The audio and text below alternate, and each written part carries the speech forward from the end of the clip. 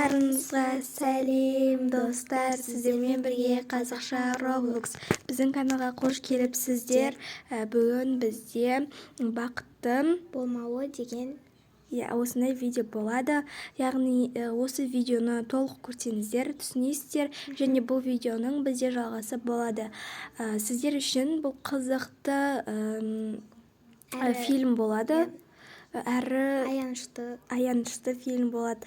Ал сонымен біздің видеомызды бастамас бұрын біздің каналға тіркеліп, лайк басып, комментарий жазуды ұмытпаңыздар. Ал сонымен біз бастаймыз. Дәрігер, менің қызым қайда? Дәрігер, менің қызым қайда? Сіздің қызыңыз қалай айтсам болады екен? Мүмкін айтпай қоярмын. Сіз не деп тұрсыз? Сандырақтамай тезірек айтсаңызшы. Мен қызымның атын Арайлым деп қоям. Өте әдемі есім, иә? Иә, әдемі есім болғанда әдемі емес қой, бірақ сізде енді қызыңыздың есімін қоюға шансыңыз жоқ. Сіз не деп тұрғаныңызды өзіңіз түсініп тұрсыз ба? Маған толық айтсаңызшы. Мен түсінбей тұрмын. Сіздің не айтып жатқаныңызды? Әлде қызым ерекше болып туылды ма? Жоқ, бірақ сізге ауыр тиіп қалмай ма? Маған не ауыр тиеді дейсіз? Маған әрбір адамның сөзі ешқашан ауыр тиіп көрмеген. Айта беріңізші, мен қатты ауырып тұрмын. Енді көңіл күйімді түсірсеңіз не болатынын білмеймін. Қазір сізге медсестра келіп, өзі түсіндіреді. Мен кеттім. Бәрін толық айтпайсыздар ма? Медсестра, врач демей айта бермейсіздер ма? Не болды сонша? Жақсы, медсестраны күтем енді. Сәлеметсіз бе? Менің есімім Айша. Медсестрам. Енді бағанағы врач айтқандай кешірім сұраймын. Енді сізге мен өзім бәрін түсіндіремін. Сіздің қызыңыз шетінеп кетті. Біз оны аман алып қала алмадық. Кешірім сұраймын. Сіздер маған не айтып тұрсыздар? Мені қорқытып қойдыңыздар ғой. Маған не айтып тұрсыздар? Сіздер ойнап тұрған жоқсыздар ма? Енді сізге осыны айтуға дәтім барды. Ау, не болды? Сені бас врач шақырып жатыр. Жақсы, мен барармын. Сіз кете беріңіз, мен қазір толық түсіндірейін. Енді кешірім сұраймын. Сіздің кішкентай сәби нәрестеңіз шетінеп кетті. Енді бұл сізге қатты ауыр тиді, әрине. Бұл бізге де ауыр тиіп тұр. Енді мені шақырып жатыр екен. Мен кеттім. Айша, болсаңшы. Иә, бара жатырмын. Енді осыны сізге айтуға дәтім барды.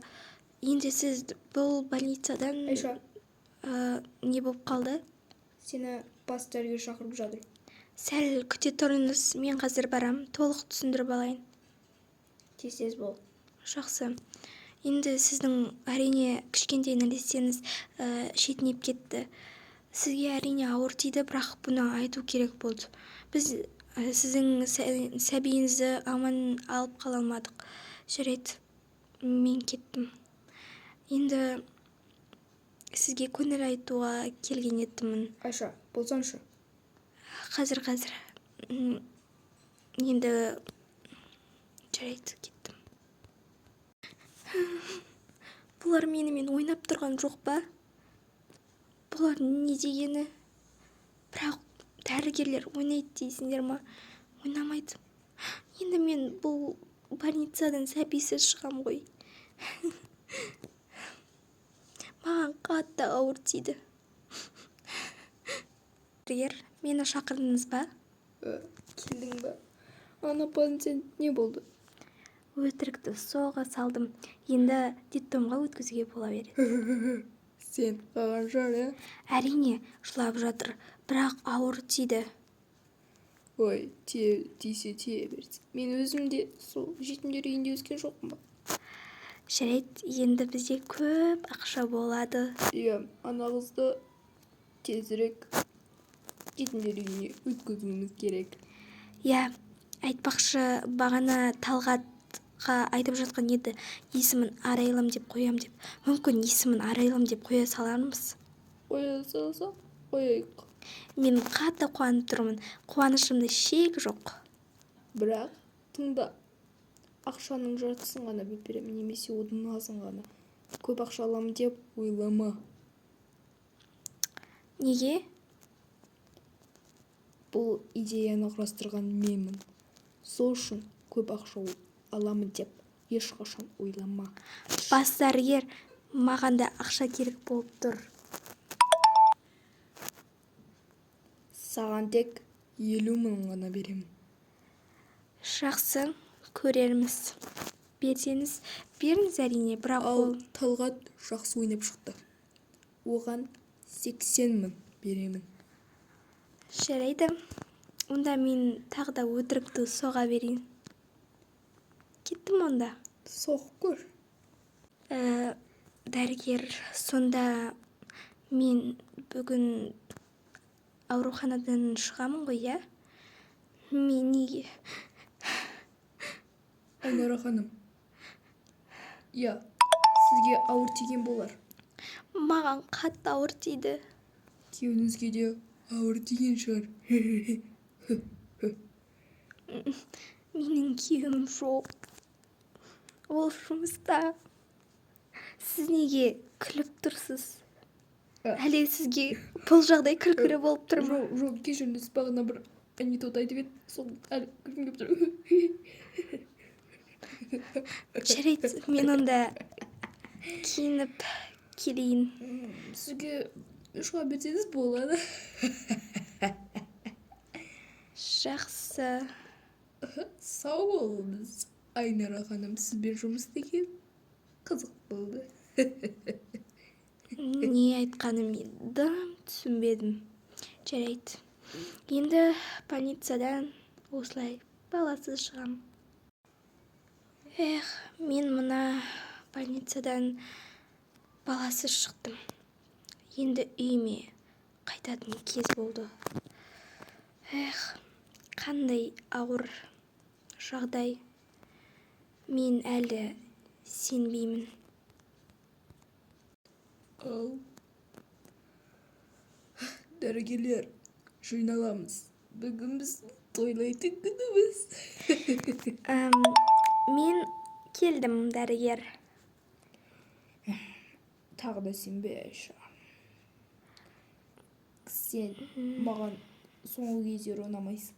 Сені жұмыста шығарып жібергім келеді. Неліктен? Ал мен... Айлығыңды ал да, көзіме көрінбей кетші. Жақсы, тек нәрестенің ақшасын маған төлеп берсеңіз болды. Жаттысын. Мен сізден көп сұрамайтынды өте жақсы білесіз. Сенің айлығың түсіп кеткен болар, иә?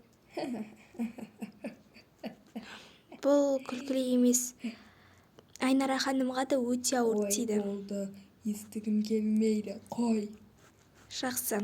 Онда қазір барып балалар үйіне өткізе салайық. Өткізсек. Жүра ғой, Айнара. Жақсы. Балалар, әрі ойнаңдар, әрі ойнаңдар. Әрі ойнаңдар, балалар. Сәлеметсіз бе, тәрбиеші ханым? Ой, сәлеметсіз бе? Мені нәрестені өткізейін деп едім.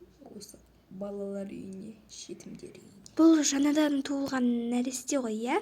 Иә. Қарасаңшы, түрі дүние деген секілді. Бұл нәрестеге сіздер көп ақша төлейсіздер деп ойлаймын. Кешіріңіз, сіз өзіңізге көп алып қойған сияқтысыз. Жоқ. Ешқандай көп алған жоқпын. Қазір заманда маған нәрестені берсем, маған көп ақша беретін сияқтысыздар ғой, иә? Жақсы, мен сізге суммасын айтайын. Бірақ бұл сәбиді не мақсатта беріп тұрсыз? Не шаруаңыз бар? Өз жөніңізбен жүріңіз. Жақсы, мен қабылдайын. Сәбидің есімін айтсаңыз. Сәбидің есімі дейсіз бе? Иә. Сәбидің есімі Арайлым. Жақсы, қашан туылған еді? Кеше. Жақсы, қабылданды. Енді сіздерге сәбидің суммасын Мен айтайын. бірінші сәбиді алмас бұрын маған ең бірінші суммасын беріңіз. Жақсы. 50.000 теңге. 50.000. Әрине. Бұл аз ғой. Қазіргі таңда сәбилерді өткізуге штраф салынған. Бірақ мен сізге скидка арқылы жасап тұрмын. Әзілдемеңізші. Толық бағасын айтсаңыз. 50.000 теңге. Бізге бала өткізгеніңіз үшін біз сізге ақша төлейміз. Не деген қатыгезсіздер. Енді баланы маған берсеңіздер. Сіздер маған сумманы қосып берсеңіздер, әрине беремін. Жақсы. Немесе бұл қызды бір жерге тастап тұншықтырып кетемін. Сізге бұл керек? Жақсы. Өтініш, сізге 150.000 теңге беремін. Тек қана бұл арайлымды өлтірмесеңіз болғаны. Жақсы. Кредитқа ма? Әрине, біз кредитке алмаймыз. Бұл біздің өзіміздің жұмыс істеп тауып жатқан ақшамыз. Арайлымды алыңыз, ханым. Енді сәбиді маған берсеңіз. Сау бол, арайлым. Көрісетін кезіміз болатын шығар, егер сен ауырғанда. Жақсы. Мен сізге ешқашан бармаспын. Тас жүрек. Не деген қатыгез адамдар. Қайда менде сумма бар емес па? 150.000 теңгені қалап алдым. Кішкентай сәби. Енді бұны жатқызып. Врачтарға бермеймін. Кеттім, басқа қалаға ұшып кетейін. Достар, сіздерге біздің видео ұнаса, біздің каналға тіркеліп, лайк басып, комментарий жазуды ұмытпаңыз. Достар, бұл видеоның жалғасы болады, және бұл видеоның жалғасы өте қызықты болады. Так что біздің каналға тіркеліп, лайк басып, комментарий жазуды ұмытып кетпеңіздер. Каналға ең бірінші болып тіркелсеңіздер, осы видеоны ең алғашқы болып көре аласыздар. Әрине, достар. Бірақ бұл видео бізде өте қызықты әрі аянышты болмақ. Ал сонымен бұның көп жалғастары шығады. достар. Ал сіздермен болған қазақша Roblox. И всем пока!